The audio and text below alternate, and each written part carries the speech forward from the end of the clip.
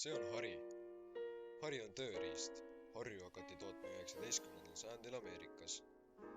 Hari on üks kõige kasutatavamaid tööriistu. Igas majapidamises on vähemalt üks hari. Harju saab kasutada erinevatel otstarvetel, näiteks erinevate pinnaste puhastamisel.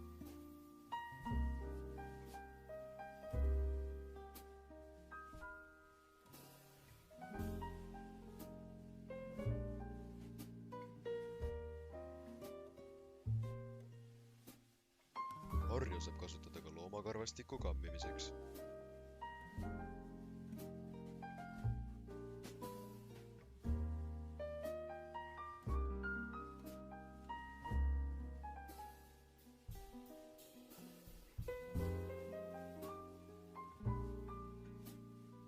Harjamine on ka kurlingu spordialal üks peamistest osadest.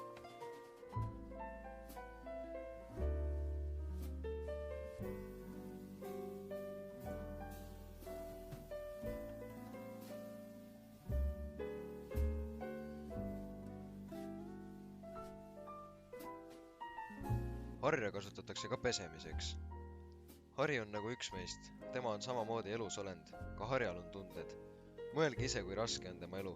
Kuidas tunneksid end sina, kui sind kasutab 4 karvast poisikest?